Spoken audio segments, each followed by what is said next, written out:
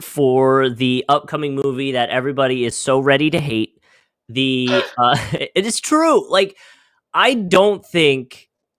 All right, let me backtrack. Space Jam, the trailer for LeBron's version of Space Jam is coming out, and the trailer's out. We saw it. There's a ton of cameos, and I can run down the list: King Kong, Iron Giant, Clockwork Orange, War Boys from Mad Max, different versions of Batman, The Mask, Scooby Doo, Pennywise from It, or Wizard of Oz, The Flintstones, Lola Bunny, obviously going to be voiced by Zendaya. So there's a ton of cameos and subtle nods.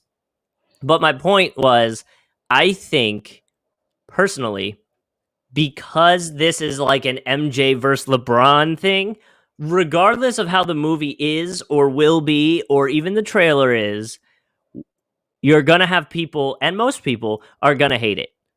Oh yeah, we already kind of knew that. I mean, the Mm-hmm. second it was announced and it was official, you had a large delegation who, before a trailer had even come out, said it was going to be terrible. Yeah. Now, my take is, and for a lot of the people that I think it's going to be bad, is it's just the 90s nostalgia thing. To me, Mm-hmm. it's not even, obviously in this situation, you could do it as the MJ LeBron thing because of basketball, but it's just, the problem is that they've decided to, reboot or reinvigorate or recast every single 90s thing ever right now. That's just the money, that's the wave right now. I mean, there's going to be like a Friends reunion on HBO Max. Like, Mm-hmm. everything from the 90s, it feels like, is coming back.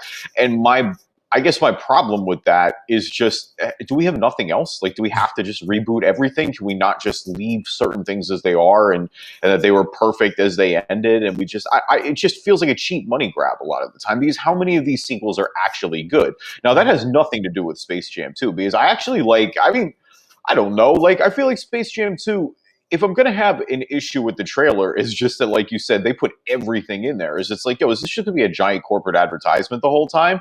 But I mean, in terms of the movie, like, it's a kid's movie. I'm not expecting this to be like some Emmy award winning plot. Like, I feel like that's what got lost in the nostalgia now, is with the first Space Jam. It's like, the first Space Jam wasn't even really that good of a movie. It was Right. like, it was fun and it was for kids. And it was like, you love the Looney Tunes. Yeah, I think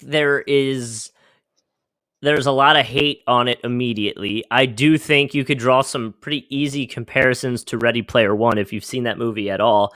I almost hope, and this is what I was thinking watching the trailer and how many people were involved and all the cameos and all the characters we saw, was I almost hope there's like a streaming service joke about, like, oh yeah, well, now that streaming services has us all together, that's how we're all, like, all up in each other's business, and that's how we're all here. Is I almost hope it goes that direction to kind of justify it, because that's what I was thinking as I was watching it. But yeah, Mm. it's plot line wise is like, man, even from just the trailer. I mean, cool, you get pulled in through a computer looking system, and it's the son who doesn't want to play basketball or doesn't want to do what he wants, some freedom, and walks away. So it'll be cool. I saw the nod to the Dwayne Wade and LeBron, like, pretty famous dunk Oh yeah, against the photo. Bucks. But Hmm. it made me wonder, is like, if you're Dwayne Wade, are you cool being like Lola Bunny in that situation? Like, would you be like, yo, LeBron, make me a really, really, like, I don't know, who's your favorite Looney Tune character? Like, why wouldn't you reach Lola out? Bunny? Not like, wait, we're hating on Lola Bunny now? No, no, no, no. Well, the internet wants to hate on Lola Bunny and the Well, way that the internet needs to relax. RELAX. The internet's out of make control. make We're make we are not going to go down that hole. That's a totally different level. make Lola Bunny sexy again. That's Oh the my God, but help! but like, you would think, like, if I'm Dwayne Wade, I'd be like, man, why don't you reach out to me and ask me who my favorite Looney Tune character was, and have Oh, my favorite Looney Tune character he be. loved it. He was tweeting about it. I It's paying homage. Miami Heat loved it too. The whole team account tweeted about it as well. I mean, it was cool. I mean, and the thing is, it was funny too, because I mean, I think everybody expects LeBron to just do some crazy like NBA Jam esque dunk there, and he apparently, according to the trailer, runs into a wall. So that's Yeah. kind of interesting. Yeah, he I mean, hits like a fake wall. It almost looked like it was, for anybody that plays video games, it almost looks like it was like a wall from Rocket League in a way. yeah, And it did exactly. I would say the opponent characters, looked very Fortnite-y. Like they didn't look like Monstars, like I don't know. And LeBron tweeted out a lot of a few players from the NBA that did join him in it. So obviously because that's going to be a thing that happens, but um yeah, it's one of those. I'm gonna be excited to watch it, and I'm not necessarily like really critical of movies. So I think regardless of how it goes, I'm probably gonna enjoy it. But I don't think that's going to be the common vibe coming out of the movie when it does come out. I think a lot of people are going to be hating on it. Yeah.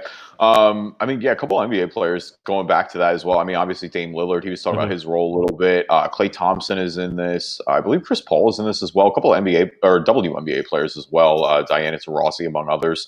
So, I mean, yeah, you got some active involvement. I didn't really, you didn't see as much of them in the trailer. You saw their characters a little bit, but it'll be interesting to see what happens there. I mean, I like that the plot is a little bit different too. Like, I do think. You mentioned Ready Player One, my initial reaction. I haven't seen Ready Player One, but my initial reaction was I got the Tron vibes, where it's like, Yeah. oh, you got to instead of going to save his dad, you're going to save his son. Um, Or like Wreck-It Ralph, like he breaks the yeah, internet when he's like bouncing around doing that stuff. yeah. So I definitely got those vibes, but I'm glad it's a little different. Obviously the first Space Jam, trying to get MJ out of retirement, trying to get him to stop playing baseball. So I mean, I don't know. Again, my thing is it's coming because it's coming to HBO Max and going back to the streaming services point that you talked about, like. That's just changed the game for me. Like, there's going to be a lot of movies that I may watch that I don't know that I would have necessarily paid money to go see. Like, I don't probably know that I would pay money to go see Space Jam 2 in theaters, but guess what? I might watch it now that it's coming to HBO Max. So, and for the There podcast are too, of course. there But are I mean, I genuinely probably will watch the movie now. there are a few movies on HBO Max that I've watched recently that ended up being really, really good. And I wish I could think of the names right now, but like Guns Akimbo, which is it's Daniel Radcliffe, and the plot is very John Wick and Rambo esque, where it's just gory and fighting and all this stuff, and um it's not a great plot, but it's a very fun movie to watch. And there's a few that are like that, where like I'm like I definitely would never have seen this if it wasn't on HBO Max, which is Right. which is why I was kind of like bummed when I think it was Warner Brothers, maybe it was Warner Brothers. Someone came out and announced that like starting in 2021 they're going back to exclusively in movie theaters, and I was kind of like, oh, I kind of liked not doing that. I kind of liked when they were just Yeah. on the streaming service. Although, what is it?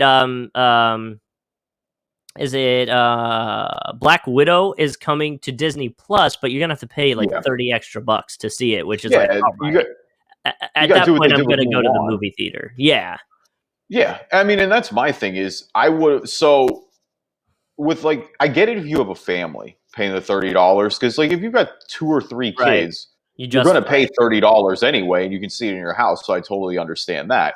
But I know for me, if it's just my girlfriend and I, then yeah, we're going to go see it in theaters at that point. Because when we spend $30, I'll at least get some popcorn with it as well. So Right. I also, for me, there's always going to be certain movies that I want to see in the theaters anyway. Like being a Marvel guy, enjoying all those movies. Like, yeah, I want to go see Black Widow in theaters with a massive screen and insane sound effects instead of my house. Like, I like my TV, but if I'm watching something, it's something like I don't know, more Oscar nominated or something that's not like an action flick, like a drama movie or rom com or something like that. Like I'd much rather watch it in my house a lot of the time. Like most comedies, I can just watch in my house. They're not going to be, you know, I, I don't need ultra HD 4K to go see Forgetting Sarah Marshall or something. Right. And that's kind of my thoughts with it too. Like I don't want um I don't want to essentially deal with the movie theaters. I've never been the biggest fan of movie theaters. And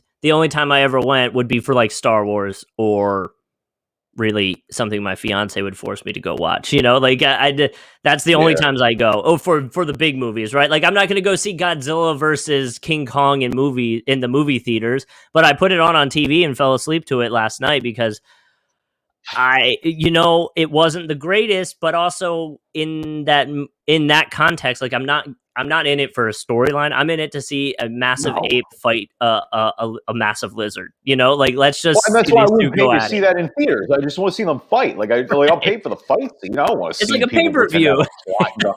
Yeah, it's like I don't want to pretend to have a Godzilla versus Kong. What are we doing here? Right. So the other warm up question was this question going around on TikTok from my fantasy guy. Let me see if I can get this up. I'm gonna try to play it because it's a pretty interesting hypothetical question. I know where my answer is on it. I want to get your take after you hear what he says. An unreal hypothetical question that will definitely have you thinking. Send it to your friends and let me know your thoughts, because I don't think there's a bad answer.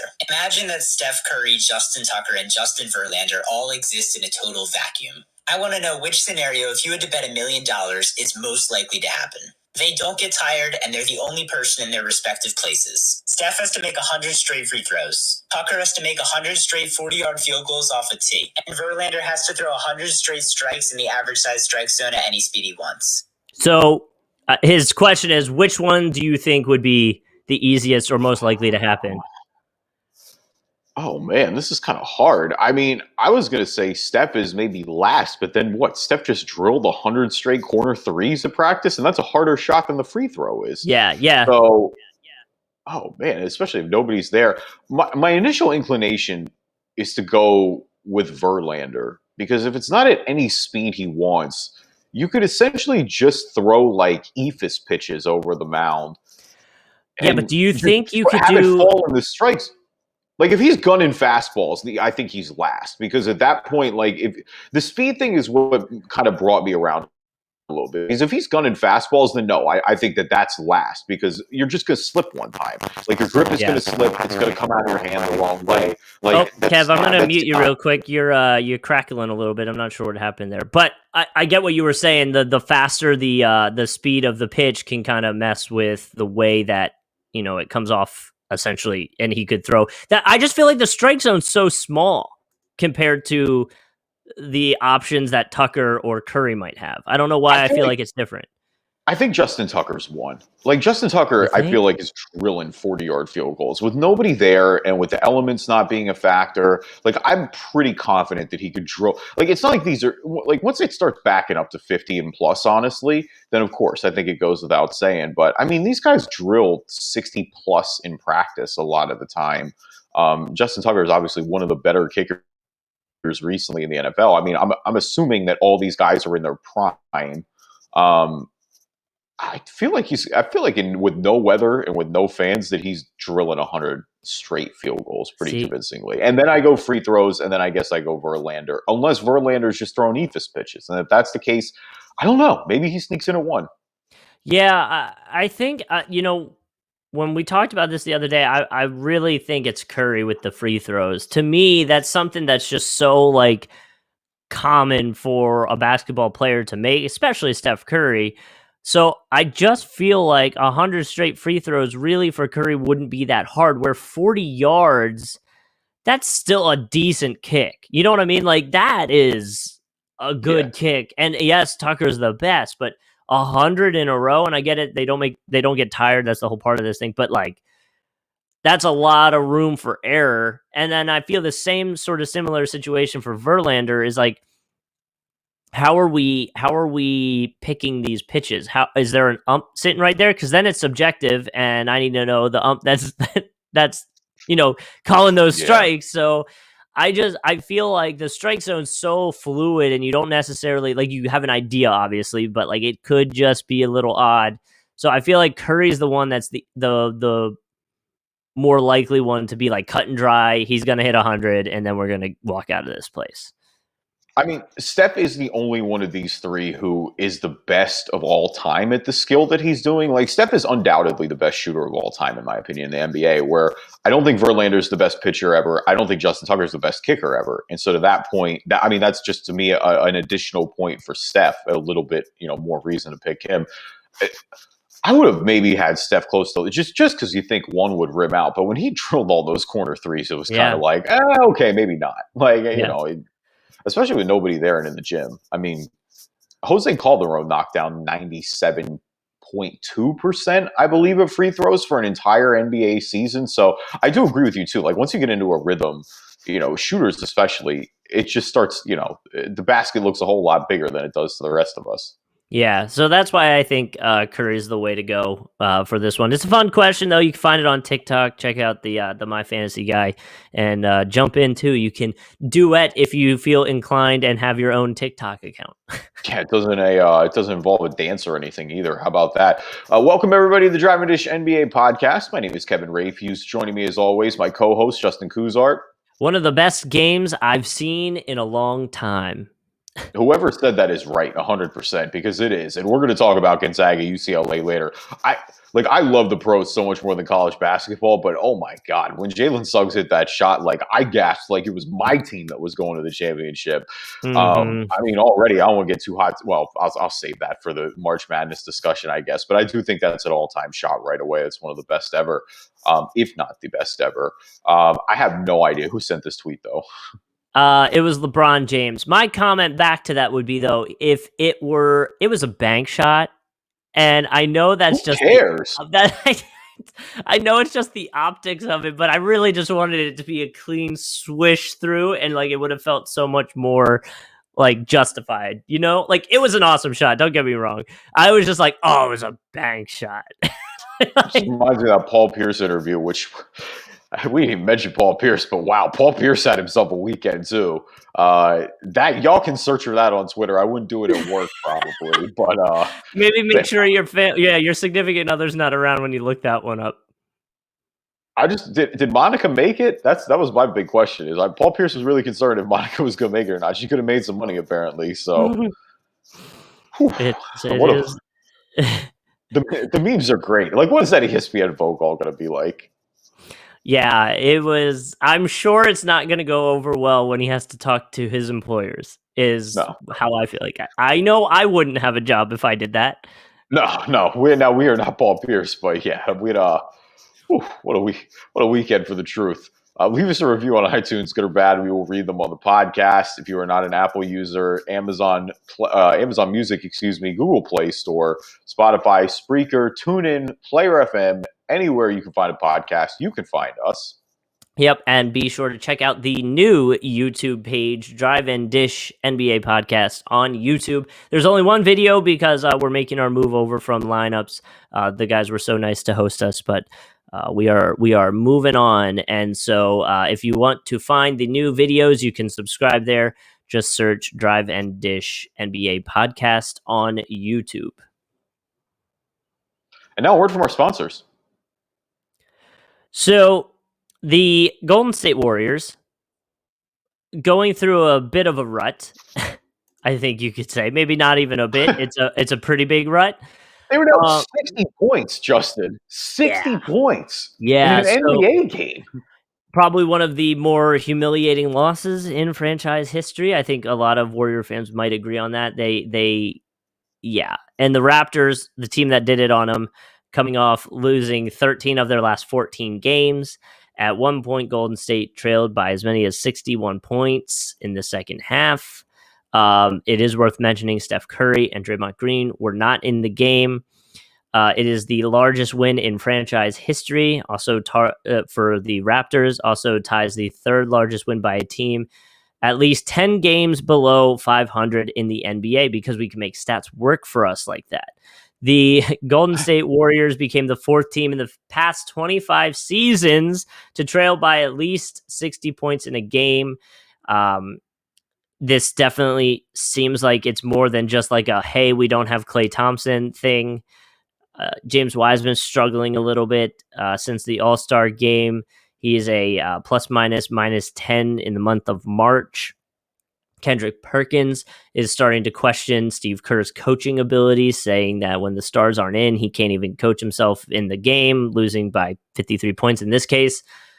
Where do you go from here if you're the Golden State Warriors, who are now, I believe, in 10th in the standings? Oh, and I think the disconnect that we saw the other day was just even more apparent with Draymond Green and with Steve Kerr, where Draymond Green's like, I don't care about the play-in game. The play-in game doesn't motivate me. And Steve Kerr's like, well, it motivates me. So, yeah.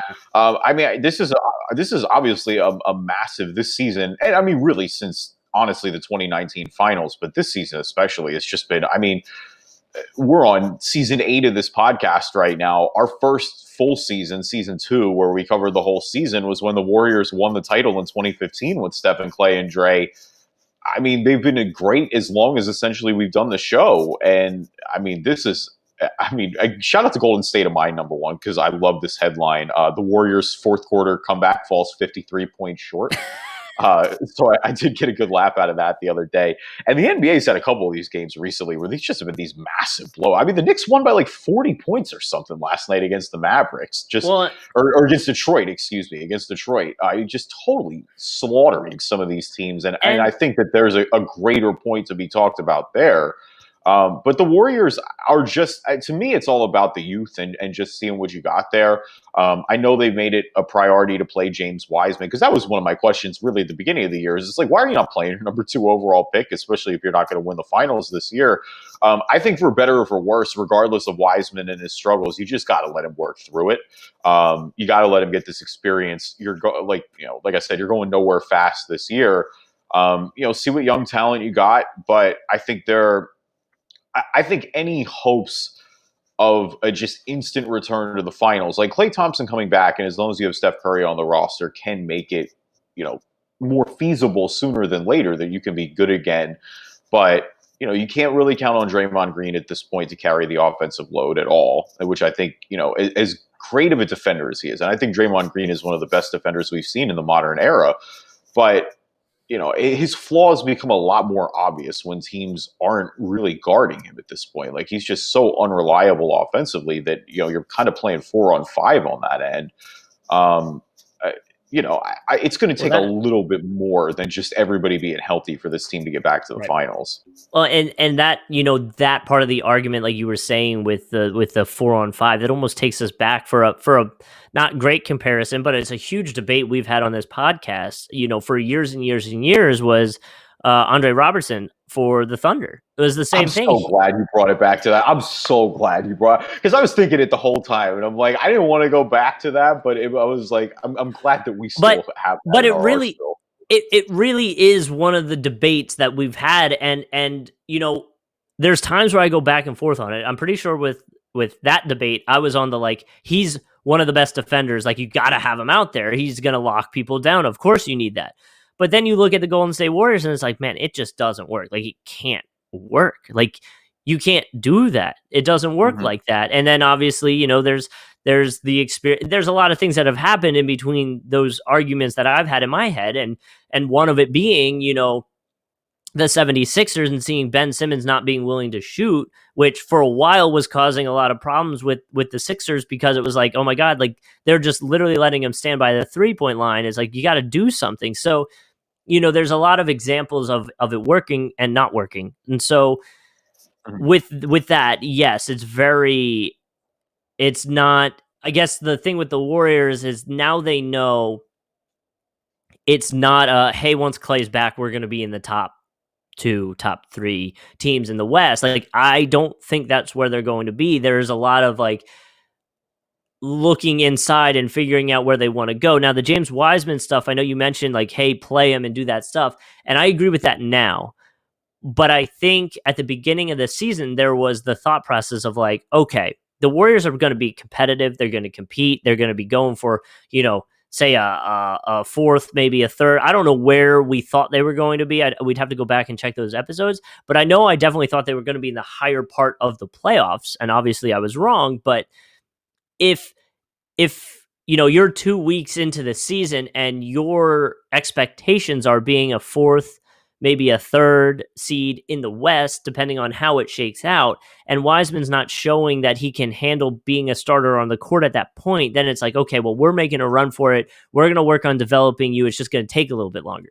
Now that it's very obvious that they're not going to be doing that, I think fans are a little more okay being like, yeah, put him in, get him the minutes, let him learn as much as he can, so that next year when we have everybody hopefully healthy, we'll be good to go. Well, I do disagree with Draymond. I think the playing experience could be absolutely massive for this younger team. For him and Steph and Clay, I mean, obviously there maybe is no reward there other than us as NBA fans getting to watch Steph Curry potentially go supernova in a playoff series or play-in game. But I mean, they're a game and a half out of eighth right now in the West. Like for as bleak as it was this week, I don't think this is the end all be all. Like there have been bright spots. Like Jordan Poole's been a good piece for them off the bench. I think the rest of the bench has been an absolute nightmare at times, and that's been a large part of the issues. Is that and where the question is, or the questioning of Steve Kerr, I think comes in, is that whenever Steph Curry's not on the floor, this team's just a disaster. I mean, we saw it the other night. I mean, they looked like the worst basketball team of all time. But then even with the starting lineup, like Andrew Wiggins, for as bad as he looked at the beginning of the year, he's been serviceable. Now, again, I don't know how much better his ceiling is going to be, but he's been a better defender this year, and I do think that matters. Like he's been usually guarding the other team's best player every single night, and his 3-point shooting has ticked up a little bit. So I think there are good signs there, but I mean, we are grasping at straws right now. Like the Warriors have a lot more questions than answers, though I do think Steph Curry can make up a lot, and because of given the state of the conference, I mean, I'm looking at the teams below them right now. I mean, Sacramento is weirdly competitive, and they're still in the mix here. But they are so bad defensively that it's hard for me to see them hanging on. I mean, they have the worst opponents points per game by far. It's like 4 points more than anybody, I think. Well, and the Pelicans. Before we move on from the Kerr stuff, I wonder if there is an argument to be made. Now, I think Kerr does a great job, but at least when the stars are out there. And I wonder if that's kind of a cop-out, because how much coaching do you actually have to do when you're putting out a team of Steph Curry, Draymond Green, Klay Thompson, Kevin Durant? You know what I mean? Like, how much are you actually having to draw up, or are you just kind of letting these guys cook? And then when it comes down to it and you don't have those players, you're getting blown out by 53 points by a team that hasn't won, more than one game in their last 14 games. Yeah. And I mean, and that to me is really the more concerning part, is that Toronto has been fading fast. It wasn't like you got blown out by, it's not like it wasn't the like Jazz, Brooklyn came in there. Yeah, the Jazz, Denver, who was figuring it out with Aaron Gordon. But no, I agree with your point. So I think it's a little of both, because I think when you see something like this, and when you see the last 2 seasons, and because he had Kevin Durant, you probably are going, I see that whole, well, what has Steve Kerr done recently? Like, how hard is it to coach? Like, is it more managing egos at that point? Now, on the other hand, I will say that this Warriors team was an average playoff team, and then Steve Kerr came in and instantly took them to a title team the second he stepped in and took over, and also led them to 73 games. So I think the whole Steve Kerr is a bad coach thing is just been massively overblown by a segment of Warriors Twitter that's just been accustomed to winning recently. Like, that's the hard break here, is that the Warriors have been so successful for how many years now that it is a little bit of a stark reality. The Warriors were super mediocre for a long time. When you get a taste of just being that dominant NBA force, when you have a management that says you're light years ahead of everybody else, when you come back to earth, it gets a little tough. And to that, to make an a different sport parallel comparison, is you almost had that with the Patriots this year, right? When the Patriots were trash because Tom Brady's not there anymore, and it's like, oh man, a lot of flaws got exposed. Everyone started pointing out, well, Bill Belichick hasn't had great draft picks really ever. And then they start like digging in a little bit deeper, where like we talk about it all the time. Winning hides any flaw. Winning will hide everything. If it's a bad locker room, winning hides it, no matter what it is. So when it's not good and the media is asking questions and you're frustrated and they're starting to dig as to say, why isn't this working? Because when it's working, nobody's going to go, oh, well, you're not doing great in your draft picks. It's like, okay, well, check the Carfax, man. We won how many games this year? Like it never really changed. So I think that's a big part of it too. I just wonder, from a fan base standpoint, of an NBA standpoint, everything right now is a "what have you done for me lately" type situation.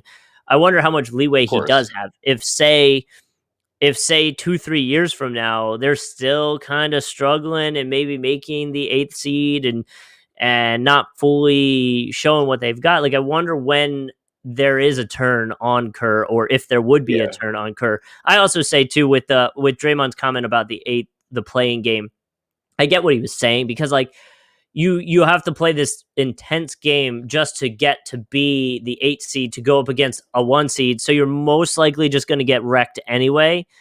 And so that part of it from a veteran player is kind of like, why would I want to play, potentially 5 extra games when it's not going to go anywhere anyway, And I know that's not like a winning mentality, but that might be like a realistic view of it. Yeah, I mean, I think it's a realistic view. I just don't think you say that out loud. Like, I think, it's also easier for Draymond to say that because, again, Draymond's got 3 championship rings. Like, he doesn't care about. He's got his titles. Yeah. Draymond's been validated. For guys who are trying to get validated, make a name in the league, and for Steve Kerr, because I do think, like, I don't think Steve Kerr should be infallible either. Like you said, like, I think people, like, Warriors should take a look at Steve Kerr. Like, if this continues over the next year and a half, then, like, yeah, you may need to make some uncomfortable decisions, and maybe it is time to move on. I just don't think, I don't think you just casually go about firing coaches who have won you multiple titles. Like, I think there can always be a time to move on for everybody, but I don't think that I feel like there are a lot of Warriors fans who are calling for Steve Kerr's head, and it's like, we're not quite at that point yet. Like, I know, I mean, a 60-point loss is brutal, and being down 60. Like, I mean, even as bad as the process Sixers were when we were watching all those games, I don't think they were ever down 60. I mean, they lost a couple games by like 40, and I think they were close to 50 one night, but 60 points is a lot in the NBA. There's no way around it. I think the lowest I remember feeling with the Sixers rebuild wasn't necessarily a specific game like you were saying. I think it was when we were at the point when it was like, we lost 18 in a row, and all the media showed up to see if we were going to lose our 19th game or something like that. I remember the players were pissed off. Like, that was the lowest of the low, I think. It was 2015 for me. 2015 when they won 10 games, and because at the end of 2014, they genuinely built momentum with Nerlens Noel, with Michael Carter-Williams. Like, there were a couple good things. Covington broke out that year. Like, they were not this just worst team in the league that everyone expected them to be. They were really competitive if you watched it, despite the narrative. And then when they drafted Okafor, it was just so bad that whole season. Like, it was such a mess. Like, that's when Colangelo's came in and put their all slimy influence all over this organization. But did you see Grant Hill replace Jerry Colangelo as the new head of USA Basketball? I want to say shout out to Grant Hill, number one, because I don't want Grant Hill to catch a bullet here. I'm genuinely really excited for Grant Hill, but like, literally anyone would be an improvement. Like, get Jerry Colangelo out of the paint. Like, get him so far out of here. Like, I'm so glad that the Colangelos don't have their fingers in anything, hopefully NBA related anymore. Mm-hmm, mm-hmm. No, I completely agree with that. So I mean, it's gonna be a hard pill to swallow. I guess to wrap up the stuff with the Warriors, it's gonna be a hard pill to swallow this year. And then I think you have to temper your expectations for next year. I know everyone, hopefully at this point, everyone will be healthy, so you should have a way more competitive basketball team. But, I think it lowers the bar a little, seeing how bad it has been this year. That next year, I don't think you go, oh, they're going to be right there with, they're going to be right there with the Lakers and the Clippers and the Utah Jazz and the Suns and the Nuggets. Like, they're going to be right there. I think you're a little more hesitant. Yeah, no, they'd have to just nail some major talent free agency, someone the equivalent. I mean, obviously not Kevin Durant again, but someone the equivalent of that would boost their ability to come back up real quick.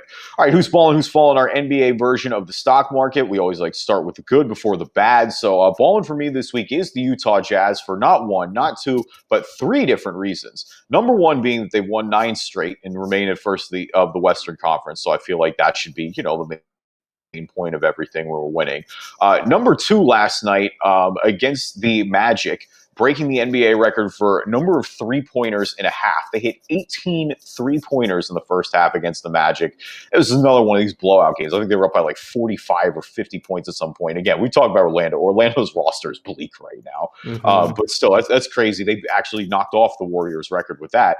And more importantly, holy crap, how about that plane incident, right? They're playing Florida to a bird. Like, they thankfully are all on the ground and everybody's okay. But I mean, you had Jazz players talking about like this was the end and that they were texting their families and stuff like that. Like, Donovan Mitchell mentioned that, Mike Conley mentioned that. So, I mean, more importantly, like, thank God they're all on the ground. What a nightmare. Yeah, that was terrifying. I think it was Oh, I forget whose video I was watching about the interview. It wasn't Mitchell, but either way, they were talking about it. They're like, "Yeah, man, guys thought this was the end. Like it was over. We thought this was done." And that's Yeah. terrifying. Obviously, I mean, with recent news with the Kobe stuff, and I know it's a plane, a helicopter, things are different, but I mean, I'd imagine your brain or mind would go right to that, and think about that. So that's definitely terrifying. I actually had the Jazz as my balling too for some of the same reasons. I mean, with the 3-pointers like you were talking about, they've won 21 straight home games, and you mentioned it. So, um, shout out to the Jazz who are just Andy, what's that? oh, they're cooking. Oh, Oh I yeah, was saying they're cooking. My bad. I was gonna let you finish your sentence, but Andy Bailey had a funny tweet where it was like the Jazz had won 11 straight, and it was like nobody takes these seriously. And that was an ESPN notification that went out the other day because the Nuggets are 3-0 with Aaron Gordon in their starting lineup, and the question and the push immediately goes out is, are the Nuggets a sleeper title contender? And it's just funny. I enjoy the constant chip on Utah's shoulder, though the NBA's giving it to them. I mean, they did them dirty at the All-Star game. That All-Star draft should be all the motivation they oh ever yeah. need to do anything. Because I mean, that was disrespectful. You want to say that Rudy can't play in an All-Star game, fine, because I mean he is a defensive type player first, but picking Donovan Mitchell last is some crazy behavior. Yeah, yeah, that's so much shade. All right.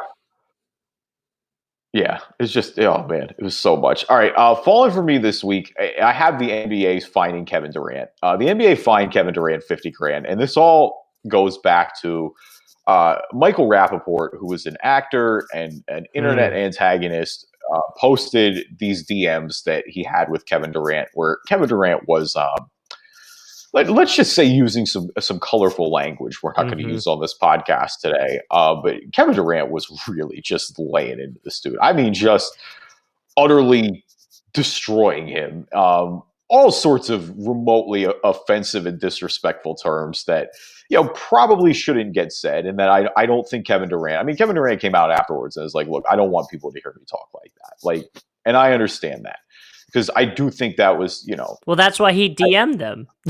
right, and that's kind of my point. Is I'm like, yo, why are we fining Kevin Durant for some clown leaking his DMs? Like that wasn't said in the public. This wasn't post game in an interview. This Yeah. wasn't on a podcast. This wasn't in get caught like on hot mic during a game or something like that. I don't know. I feel like this is a really like I get it. Kevin Durant's language was pretty offensive. Like there's no way around it. Like he really was laying into Michael Rappaport. Um, a couple things that would probably be viewed as misogynistic, a couple things that we viewed a little bit as homophobic, and so I understand that. But I'm also just like, yo, he didn't put this out there in the public. Like, I understand not wanting him to talk like that, but I'm not really going to fine Kevin Durant 50 grand. To me, for someone like it just sets a dangerous precedent because Rappaport's been antagonizing KD, and you have people like this who get on the internet and they antagonize these guys. And it just finally gets to a point where, like, yo, KD decided he was going to respond. But to me, he did it in a private forum. Like you said, this is on a Twitter DM. I don't know. When Rappaport decided he's the one to post these, and he's been getting all sorts of flack, but guess what? He's not the one who got fined $50,000 by the NBA. Like, I understand the NBA doesn't want Kevin Durant using this language, but I don't know. It's in a private setting. And to me, like, when Yeah. he didn't put this out there, when it's somebody else leaking it, like, I don't know. I feel like that sets a dangerous precedent going forward. I get what you're saying, and I for the most part agree with you. I just it's one of those things like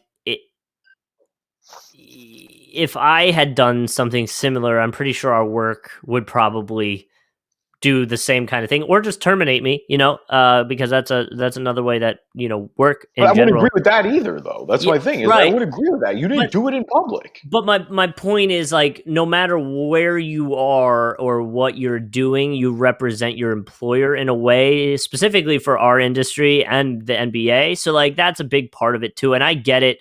Rappaport was antagonizing him. The guys, talked a lot in the past with Barstool stuff and all that. So like I get it, but I just feel like KD had to know doing that there was a chance that those get posted somewhere, and Now they're out there. Now the counter to that I don't like is if he's ever said that to anybody else in a DM, they're looking at this going, "Oh, I could post this and get him fined, $50,000. Of course, I'm going to post this now." So that's you might have some fallback with it, whether or not that's right or wrong. KD shouldn't be, posting that stuff or sending it to other people that could potentially put that kind of fate into their own hands. So I get it. It's just a situation that's like, man, ooh, that's ugly situation, and probably could have been avoided if you just didn't acknowledge it. The best. Yeah. Think about it this way: when you're arguing with something, what will piss them off more? You responding, or you just ignoring them completely and acting like they're not even on your level to give them the time of the day, Well, yeah, that's my thing is that, like, I have a pretty universal stance is that I'm not going to argue with idiots on Twitter. Like, if you're just disrespectful or you just say something, if you start cursing at me for no reason, if you say something over the line, like, I'm just going to block you and move on. Like, that's my policy. I don't have time or energy to argue with people, especially people that I don't know. But I'm not going to sit here holier than thou, though, and say that's for everybody. Like, Kevin Durant gets idiots in his mentions all day long, so I can understand that. Like, eventually, I'd get tired of somebody too. But it's just I don't think KD should get something, I guess. But I don't know. I don't think I would have fined him for this. I just think you just. But yeah, I mean, we say all the time that it's like Kevin Durant loves arguing with people on Twitter, and I don't get it either. But it is what it is. I am more team KD in this one, though. Put it that way. It was a weird situation to be watching over the weekend. My fallen is going to be Giannis Antetokounmpo on Jeff Teague. He said it's just weird how in the industry that we're in, that 7 to 8 days ago, I was trying to kill him when we were playing Boston. And now just a few days later, he's our teammate. It's just weird, which makes me go back to the point of like, yeah, you got to be careful around the trade deadline stuff, man. You don't want to be talking too much shit to your, people you're going up against because they might be your teammate in a few days. Well, I mean, isn't that true with everybody then? I mean, they all like... There is a level of that. At least, again, I keep taking it back to our industry. Is we have competition and other radio stations that we compete with, but like in the back of your mind, you're like, well, I don't want to be a jerk to this person because like it's a small industry, and you never know. I mean, to put it into a realistic version is the person that I used to compete against in Jacksonville. She moved. And we were cool. We would talk a little bit, but not like, anything crazy, just more like helpful tips here and there and helping people out. Shout out to her. She got me on the Clubhouse app. I didn't have an invite. I wasn't cool enough. And here we are. Now I'm in there watching random chats with Justin Bieber about his new album and his song Peaches. I don't know how we got here, but that's how we got here. So fast forward a few months later, our company is hiring who will be my boss. My boss works with her right now before he gets down here. So it's like, oh, good thing I wasn't a jerk to her because now he'd be coming down here being like, wow, this guy, oh man, let's see how it goes. So, it's one of those situations where it's like, you got to be cool. And I get it because basketball, it's competitive and you're, everything's going 1,000 miles per hour and you're actually like colliding with people and you can feel slighted. I mean, we saw Kat and Joel Embiid foul each other pretty hard. And so like, it gets into a weird situation. Joel Embiid is another great example of it. I mean, he's on social media a lot of the times talking his talk and doing his thing where it can get, a little weird if he's doing that. And then next thing you know, he's teammates with that person. I love that Giannis wants to destroy Boston. I guess that was my big takeaway from this. Like, shout out to Giannis for wanting to destroy Boston. We Sixers fans could always enjoy that. Joel Embiid and Cat was so fun last night too. And that's the thing is like I can't even sit here and act like it was just Joel. Like Cat yammed on Joel last night. Like he got him. He got him good one time. Looked really good. Obviously, Sixers ended up winning the game. But no, that was a good one between those two last night. I think that has cooled off a little bit. I mean, in the sense of when Kat's mom died, I remember Joel had reached out and said that. Like these guys don't dislike each other on a personal level. Like maybe there's a few exceptions there, but that's what it all comes down to. Is it's just basketball a lot of times. It's a business, and it is a weird part of the business. I mean, they're like where you have guys flip teams like that, and all of a sudden and you were trying to knock this team off, and next thing you know, look at Montrezl Harrell for example. That was in the offseason, it was a free agency thing, but it's like he was on the Clippers last year they were setting up for this major crash course with the Lakers. Yeah. And now he's quite on the opposite. He's trying to help the Lakers prevent his old boys from knocking them off. So, it's a strange business sometimes. There's no way around it. Trades and, uproot people's lives. The buyout market is real. So, like we said, it's definitely one of the stranger parts of the business. What do you think? All right, switching gears. Hold on. What do you think would be the most awkward teammate pairing after the back and forth that they've had, maybe on the court? Like would Westbrook and oh man, why am I losing his name? Dame? Patrick Beverly. No, Patrick Beverly and like Westbrook being on the same team. That wouldn't work. Right? No, that'd be weird.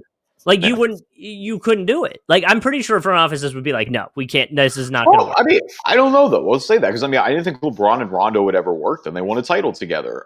Ray Allen was on those Boston teams that were competing with the Miami Heat back in the day, and then ended up going to the Heat and hit one of the biggest shots in franchise history with LeBron and Wade and Bosh. So, I think we say that it won't work until it works. Like, I think if these guys have the conversation behind the scenes, like, I think with Russ and Pat, it's a little different just because of the injury history. Right. And I do think there might actually be something there. But, like, look at Dame and Paul George. Like, I think if this situation arose, like, Dame and Paul George would have no problem playing with each other. I think they would look past it because they're getting paid millions and millions of dollars. But, like, yeah, like, Russ was really injured because of him. So, like... No. Yeah, and that one's a little different because of that, I think. But I mean, look at LeBron and Steph Curry had some of the most intense finals we've ever seen, like in the past couple of years. And now LeBron's openly trying to recruit him to come play for the Lakers at this point. It's just it's not really that serious. Like it can be for a little bit. Like I remember the Cavs were, the Cavs were having those gravestone cookies after they beat them with Halloween. Oh, yeah. And the Warriors were talking about how they hope the Cavs locker room smells like champagne still. Like there are all these other, like those rivalries are there, but I don't know. I think there are very few instances of when it actually could stop something from working, no matter how competitive these guys are and how much their teams are rivals with each other. Like certain teams' rivalries are never going to go away, but I don't know. I think it works more often than it doesn't. Yeah, and I think at the end of the day, like I said, you get paid a ton of money and you're used to a team sport, so you understand how the team environment has to work. And so I think in that situation, you go, I don't necessarily agree with you. And this could be even just, they might not be players that hate each other. It could just be religious differences. It could be political differences. God knows that is a very toxic thing that's going on right now. And, I could see them being like, NBA, but yeah, I feel you. Well, yes, but like I'm trying to remember, was it I want to say Cole Aldridge, but I don't think that's right. There was a player that came out and was very like, I don't want to say it was him if it wasn't him, but there was a player and I couldn't remember. I think he was on the Hornets a few years ago where he came out and was very like, not. I guess the wrong way to word it would say very Republican, but some of the views he came out would disagree with what I would imagine is a vast majority of the NBA. Spencer Hawes was like that. Spencer Hawes, when he was on the Sixers and like he played in the league for a long time. Spencer Hawes was active. He was an active, outspoken player about, he was actively outspoken against Obama. He didn't like him at all. He was blatantly Republican. I'm pretty sure, everybody knows Gordon Hayward's a Republican. It's not really a secret or a surprise out there. So, obviously, I think most NBA players are not. Right. I think but I don't think whole organizations are like that either, though. No, but to that point is I think players go, okay, yes, we don't agree here. Same thing with football players, we don't agree here, but we are on a team and I have to trust you to have my back. And so in this team setting, you're going to have my back and we're going to be cool. And it just may not be, when we're outside the locker room, we may not talk, that's just might be how it is. Yeah.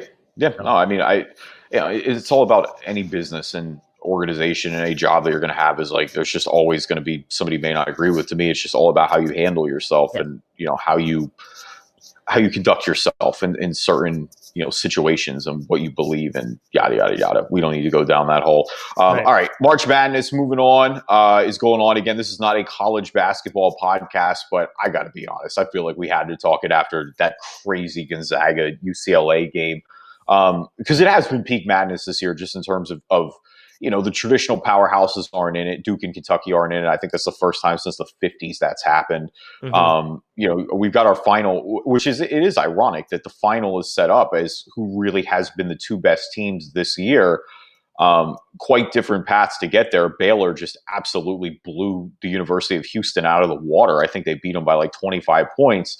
Gonzaga, UCLA had this OT thriller. UCLA, an 11 seed, just what a job they did to get to this point. I mean, they said it best in the CBS postgame shows. It was like, I don't even feel like UCLA lost this game.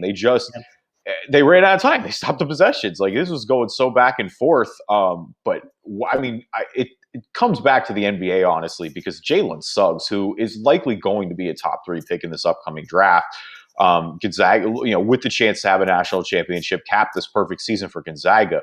But, oh boy, you want to talk about a national coming out party? You can't get much better than that. And it's funny with Suggs, like, when I feel like all the coverage I see of Gonzaga, when I think of that, I'm thinking that handlebar mustache. I'm not thinking of Suggs. Timmy, yeah, you know what I mean? Like, I don't know why, and I don't know if that's like just because of the random coverage I've seen, but it feels like that's like their face of the team that they talk about all the time, and that handle. It might just be because it's so noticeable, but it definitely feels like for Suggs, like this is a huge coming out party.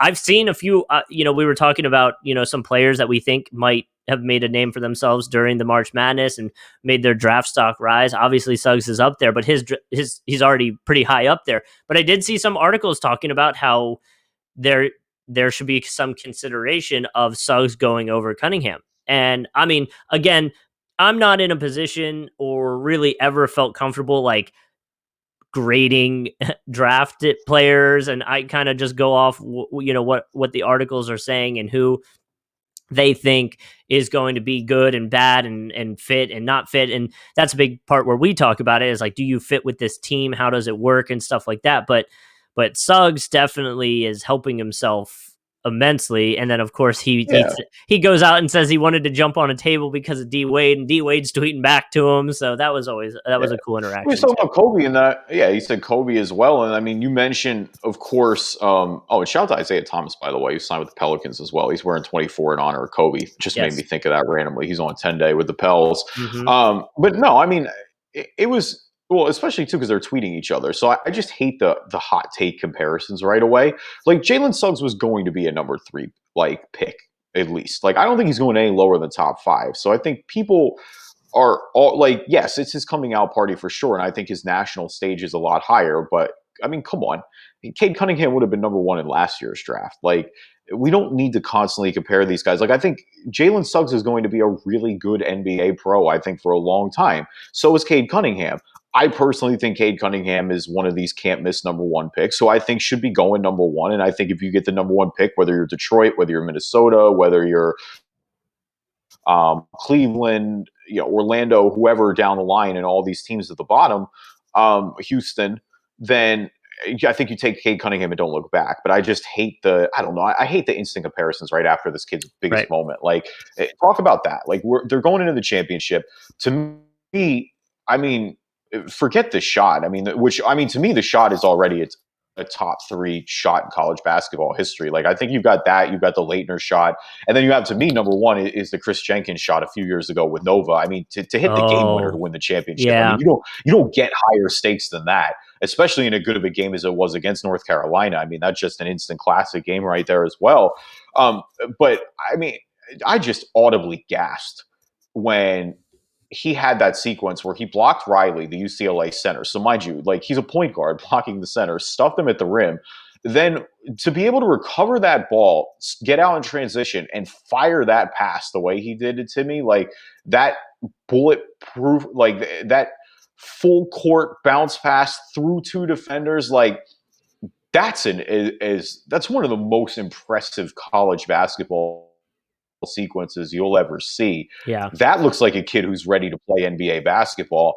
And I mean, so I'm excited to get one more game of him here. Like, with the other elite prospects, with Cade Cunningham, unfortunately, Oklahoma State is out, so we didn't get as much of him. With Jalen Green, he's playing in the G League So he went that route instead, which is another option for these guys these days. But there is some benefit to going to, like, I think there are a lot of people too who have, with G League and with the ability to go overseas, and I think there are people who would pronounce the college game dead and think there aren't any benefits to playing college basketball. But it's like, no, there still are some benefits if you play at a good D1 program like this and get that experience as well. Like, they're still churning out prospects. I think they need to pay the guys too. I do think eventually they will be paying the guys, but I think the people worrying about the level of competition, I think that's a bit overblown. And okay, so a few thoughts. First would be to the college comment of the players and getting paid. I believe it was Chris Bosh came out with a Players Tribune article. I could be wrong. Yeah. Was it Bosh? Okay, that was a good read, Chris by Bosh. the way. That's definitely something worth talking about and checking out if you have time.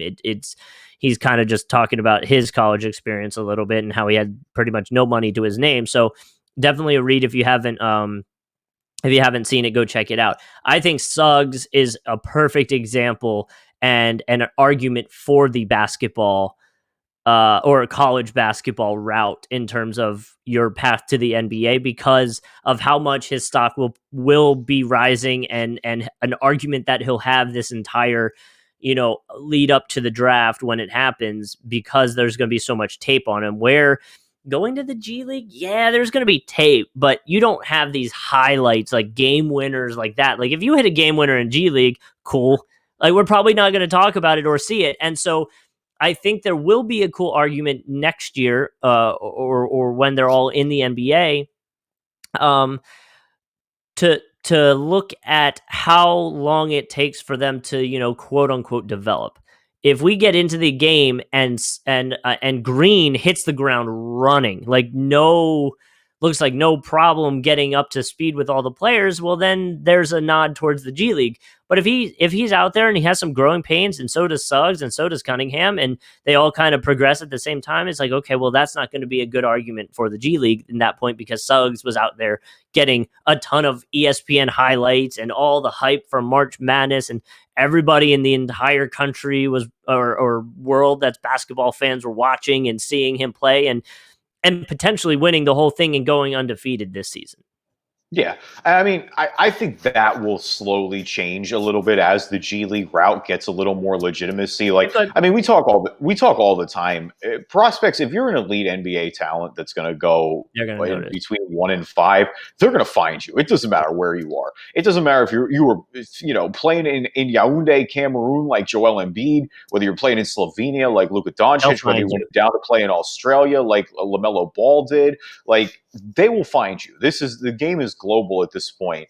But I agree right now that the visibility for G League is just not quite as high as the college game is. I mean, the college game just has a more dedicated fan base and it draws a different group of people in. Like the people who watch G League are probably NBA fans, are probably going to watch, more extended professional basketball like that.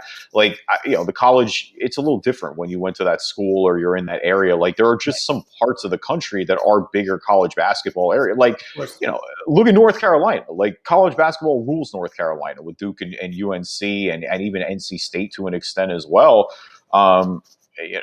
Where the Hornets are huge, but I don't think we'd argue there. Kentucky, for example, is another one where the entire state is dominated by the college game. Well, and we should, by the way, of course, a G League player wouldn't have the impact as that.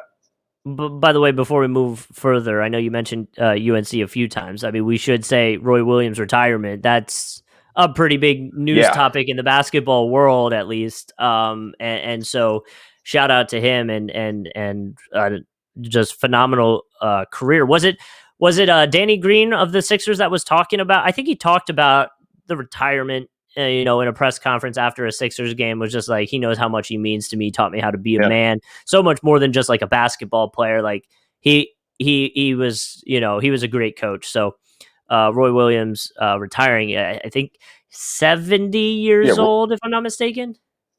Yeah, 70 on the dot. Yeah, Roy's a legend. I mean, Coach from 1988 to 2003 in Kansas, 2003 to 2021 this past year in North Carolina, 903 and 264 overall, 79 and 27 in the March Madness tournament, three NCAA titles, 2005 with 2005 was with Kansas, I believe. I believe that's the one he won with Kansas. Okay. Let me put. Oh no, he won with. My bad. No, he did win all three with North Carolina. I thought he won one with Kansas, but I guess that 05 was with North Carolina. Okay, so he won all three of his titles with North Carolina. National Coach of the Year in 2019, AP Coach of the Year twice in 1992 and 2006. So Roy's a certified legend. Getting out, one of the biggest influences on the game. When you're a North Carolina coach and you're getting love from Duke, that you got the respect to everybody. I mean, it's hard pressed to find a North Carolina player in the league, and Lord knows there's a lot of them who doesn't have a good thing to say about Roy Williams. Well, what I'm trying to do right now, I don't know if I'm going to be able to do it in time. I'm trying to find the years that they won the championship and who was the star player on those teams. Like for North Carolina? Yeah. For all the years that 2009 was the Ty Lawson year, I believe, and then 05 I think was the Sean May year. I want to say 2005 UNC team roster that works. Sean May, yeah. Raymond Felton was on that team too.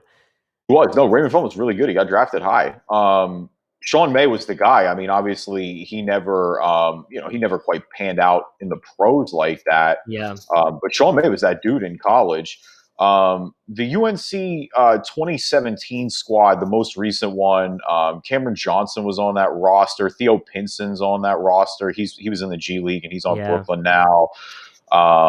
Kenny Williams, Garrison Brooks, Sterling Manley, Aaron Roman, KJ Smith, Luke May Jr., Brandon Huffman, Joel Berry, Brandon Robinson, Shea Rush down the line. So that was a really good team as well. The 09 team, I remember just dominating. The 09 team, I mean, there aren't many teams. This year feels a little chalky with Gonzaga that, just kind of the favorite is going to win. Like, it always feels like, maybe there could be that upset, but Gonzaga could be perfect if they finish this off. That UNC team, I remember being like that with Tyler Hansborough, who obviously is a UNC legend, was pro for a little bit. But they had a bunch. I mean, Ty Lawson, Danny Green, who you mentioned was on that team. Ed Davis was on that team. Tyler Zeller, Wayne Ellington, Larry Drew, like they all were in the pros for a little bit. So that was a really good squad. Ed Davis was a freshman on that year. Tyler Zeller was a freshman. That was Hansborough's senior year, so he of course capped it off. Danny Green was a senior that year, and Danny Green had to grind for a little bit. Danny Green was in the G League for a while before the Spurs found him. So. That team with Ty Lawson especially, and it's a shame Ty Lawson kind of couldn't get out of his own way at times because he was a good pro at some points, but he was somebody I thought was going to be a really good pro for I thought Ty Lawson would still be playing meaningful NBA basketball. Put it that way. So shout out to the Fayetteville Observer, who listed the top 10 recruits Roy Williams ever had. Okay. Number 10. Class of 2004, Marvin Williams, like you mentioned. I believe you already mentioned him. Tyler Hansborough, class of 2005, number 9. Number 8, Wayne Ellington, 2006. So players we've already talked about. This looks like Ty Lawson's number 7. James McAdoo, number 6. Yep. John Henson, 2009. Hold on, sorry, it's taking a long time to load. Brandon Wright, 2006 at number 4. Nasir Little, 2018. Nasir Little was really good. Cole Anthony, 2019. Was that number 1 or was that number 2? No, and then Harrison Barnes, number 1. He has 2010. Harrison Barnes as the number 1 on this list. HB was awesome in college. He was that dude. I mean, he was so touted going in. I remember when he got picked up.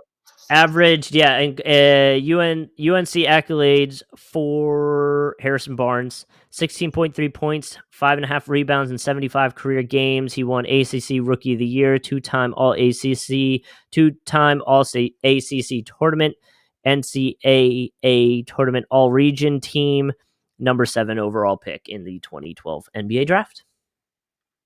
Yeah, there you go. So again, shout out to head coach Roy Williams' legendary career. Shout out to all you guys for listening to this episode of the Driving Dish NBA podcast. We appreciate you as always. Leave us a review on the leave us a review on the iTunes. Jesus, am I a boomer all this? It's like the Facebook. Man, oh man. I know, going all the way back to 04 at Harvard or something. Leave us a review on iTunes, good or bad. We will read them on the podcast. Everywhere else you can find a podcast, you can find us: Spreaker, Player FM, TuneIn, Stitcher, Google Play Store, Amazon Music. We are there, Spotify as well. Also, probably should start the podcast with this, but hey, happy Easter, everybody, to everybody who's celebrating. That is also happening today. Oh, yeah. Easter's happening today. I was thinking about this earlier. Oh, clearly, we're not going to church. Nope. We're definitely not doing that. No, but my question was, out of all the holiday mascots, like the Easter Bunny, Santa, those are the two that come to my mind right now. Which one do you think would be the best? And I guess what sport would they be the best at, do you think? So like the Easter Bunny, I feel like it's got hops, so you'd almost say basketball, and maybe that's just because of the 76ers having to start with this. Huh? I said we should have started with this. I don't know. We're talking about a warm-up jumper now. They're getting some gold at the end of the podcast. How about that? But like you think about it, and I think it's because of the bunny mascot from the Sixers that I think that. So I feel like I'm biased in at least my Easter thought. I feel like Santa would be really good at either NASCAR or like dog racing, because he's got to whip the sled around. Like you got to visit everybody before they come down the chimney. So I was thinking like he's just a big dude, so put him on the line in a football game and he'll just do his thing. Oh no, come on, we got to go beyond that. We can't be that easy. Easter Bunny basketball does make sense though, for sure. I don't know what the jack-o'-lantern or for Halloween would be. Do we have a 4th of July one? Is Uncle? I guess it's Uncle Sam. Uncle Sam. I feel like would be good at baseball. It's the great American pastime. So I feel like that's the easy one. I was gonna say golf. I don't know. I feel like you fit in with golf. Who else? Are we missing anybody? Podcast on YouTube. I don't think so. I mean, holiday mascots. Hold on, I got this. Let's see. Holiday. What? Because all the other federal holidays are more serious. They don't have mascots. You know what I mean? Like Memorial Day obviously isn't going to have a mascot, and Martin Luther King Day is not going to have a mascot. And the Great Potato for what? What? I don't know. Patrick's? Oh, who's St. Patrick's for St. Patrick's Day? I guess he might be doing something. Well, okay. I see what you're saying. Cupid for Valentine's Day. Cupid's a baby, so like, what do you even do with that? I don't know. Cupid. Well, I mean, he's obviously got archery on lock. Maybe he'd be good at hockey because he snipes. So like, he could snipe top corner. That would be, or like skeet shooting. Yeah, that would work. Easter Bunny, Leprechaun, Rudolph. The Rudolph doesn't count. Rudolph is not. He's not the main. He's not the main one over Santa or what is Christmas. What is Buckeye? Let us know what you think. Tweet us at Driving Dish NBA and tweet us at Refuse to Lose and at Justin C on the air. Let us know what you think about this. Also, next week, we have NBA Store gift cards to give away. So stay tuned for that. You'll have your chance to win a $25 NBA Store gift card, courtesy of the podcast. So if that's not a reason to listen to next week, I don't have a better one.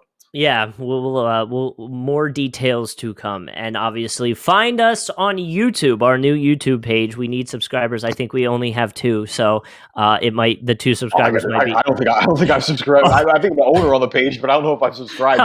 Okay, never mind. I was gonna say I think the 2 subscribers are us. So. Okay. I mean, I know I'm an owner on the page. I clicked that, but like I don't know if I'm a subscriber. I probably should do that. The button's blue for anyone who can't find it. Yeah, subscribe, and that way we can grow this thing, and you can watch the video version. I have a very nice love you very much coffee. Oh, it's backwards, but you can see nice coffee mug for today. So we will be back next week, and then after that, Kevin's going to take the reins for 2 weeks while I'll be away. Yeah, Justin's getting married. It turns out that's important or something. Yeah, and my fiance definitely wasn't happy with the idea of me bringing recording equipment on the honeymoon. So, Justin, I would break up with you if you brought recording equipment on your honeymoon. Like, either way, all right. We appreciate you guys. Vegas marriage? Yeah, exactly. We're just gonna go to Vegas, do our things. Either way, appreciate you for listening. We'll talk to everyone next week.